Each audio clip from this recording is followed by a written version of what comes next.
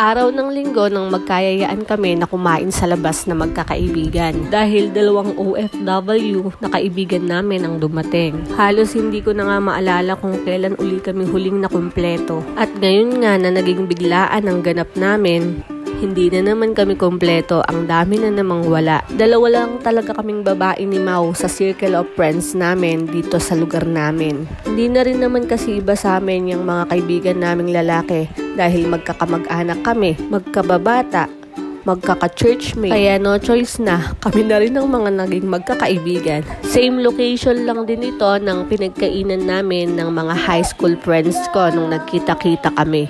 Mabuti na lang din talaga at meron ng kainang malapit dito sa amin na ganito. Pero kahit na malapit, ang hirap-hirap pa rin talagang i-push na makumpleto. Ang busy-busy na kasi ng bawat isa. Tapos yung iba naman, hindi maiwanan ng anak dahil walang mag-aalaga. At kung tutuusin, mas marami pa nga ang kaibigan kong lalaki kaysa sa mga babae. Masaya at masarap pa rin sa feelings pagka may mga ganitong labas kayo ng mga kaibigan mo kahit sandaling oras lang. Kwentuhan nga muna kami habang hoping pa kami na baka may humabol pa sa mga kaibigan namin. Kaya hindi muna kami umu-order. Mga pasado 4:00 na rin ito ng hapon. Maganda ang panahon dahil hindi mainit. Pero paniguradong uulan mamaya. Kapag nag-asawa ka na at meron ka ng sariling pamilya, totoo namang mababago na hindi ka na parang binata o dalaga pa. At pati yung pagiging always present mo dati sa lahat ng gala yung magkakaibigan, kusang mababago. Lalo na kapag meron ka ng anak. Yung pag-i-spend mo ng time sa mga kaibigan mo noon, dapat lang na mabago kapag meron ka ng pamilya, pero para sa akin, hindi dapat mawala. Walang masama sa madalang na paglabas with friends, lalo na kung alam mo ang limitasyon mo. Dahil dumarating pa rin tayo sa time na minsan gusto natin ng ibang vibes na hindi puro sa bahay lang. At punta tayo sa usapang kaibigan. Narinig ko lang naman ito kay Miss Alex Gonzaga. Ang sabi niya, you're not growing or you're not maturing if you're not losing friends. May mga seasonal na tao na dumadating sa buhay natin.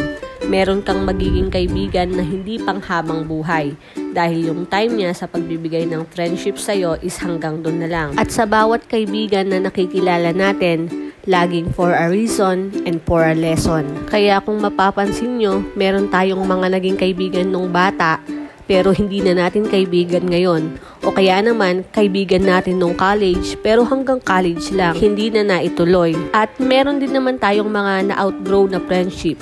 Yung okay naman kayo noon pero bakit bigla na lang hindi na lang kayo nagpapansinan ngayon. At ang reason ay dahil magkaiba na kayo ng tinahak na direksyon. At ang pagkakaibigan ay katulad din ng relasyon.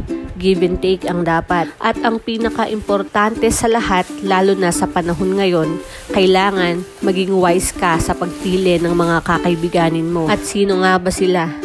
Sila yung mga tanggap ka kung sino ka. Kaya komportable ka kapag kasama sila. Hindi kinakailangang denumero ang mga sasabihin at ikikilos mo. Yung wala kang pake sa itsura mo kung tumawa ka man o umiyak ng malakas sa harapan nila. As in, tanggap ka at your best and even at your worst. Pero hindi ibig sabihin na kukonsintihin ka nila.